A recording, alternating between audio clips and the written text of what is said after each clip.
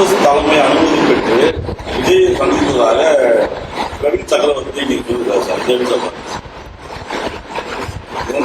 எங்களுடைய காங்கிரஸ் கட்சியை பொறுத்தவரையில் அகில இந்திய பொதுச் செயலாளர் நண்பர் கிரீஸ் அவர்கள் மிக தெளிவாக ஒரு 3 மாதங்களுக்கு முன்பு தெரிவித்தார்.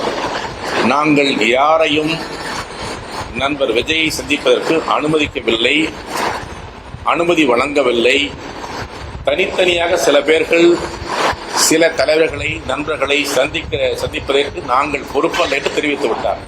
அகில இந்திய காங்கிரஸ் கட்சியை பொறுத்தவரையில் தமிழ்நாட்டுக்கு பொறுப்பாளர் கிரீஸ் ஜோடங்கர் அவர்கள் தான். அவர் சொன்னதுதான் கடைசி சரியான பதில். அதைத்தான் மீண்டும் நான் சொல்ல விரும்புகிறேன்.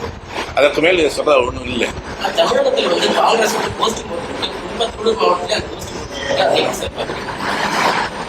குழு அரசியல் இல்லாத கட்சியே கிடையாது. அது காங்கிரஸ் மட்டும் சொல்லாதீங்க. எந்த கட்சியில குழு அரசியல் இல்ல இருக்கு.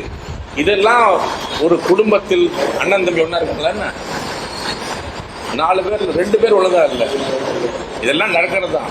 அதெல்லாம் எங்க உள்ள பேசுவோம். ஆனா நாங்க எல்லாம் ஒன்றுமையா இருப்போம். தேர்தல் வரும்போது, கட்சி என்று வரும்போது எல்லா காங்கிரஸ் நண்பர்களும் எங்களோட இணைந்து பணியாற்றுகிறார்கள். அதை எதுவும் குறையெல்லாம் கிடையாது.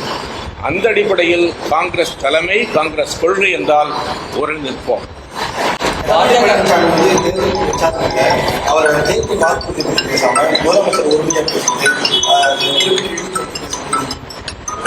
ஒரு அரசியல் கட்சி தலைவர் யாராக இருந்தாலும் சரி, அது நண்பர் பழனிசாமிக்கும் பொருந்தும்.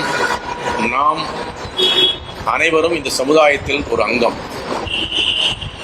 நேற்றைய முதல்வர் இன்றைக்கு எதிர்க்கட்சி தலைவர், நேற்றைய எதிர்க்கட்சி இன்றைக்கு முதல்வர்.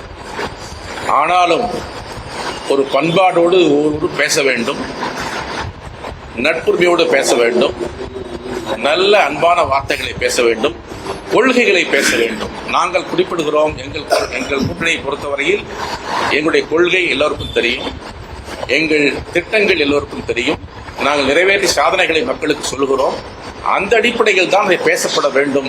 தனிப்பட்ட விமர்சனங்களை நண்பர்கள் தவிர்ப்பது அரசியலுக்கு நல்லதுன்னு நினைக்கிறேன். பாஜக தேர்ந்தெடுத்தால்தான் மெட்ரோ சார், ஒரு மாநிலத்தின் முதல்வர் இந்த ஊரை பற்றி தெரியாமல் ஏதோ வந்தவுடன் அவருடைய கட்சிக்காரனுக்கு ஓட்டு போடுங்கள், வாக்களிகள் சொல்வது வேறு.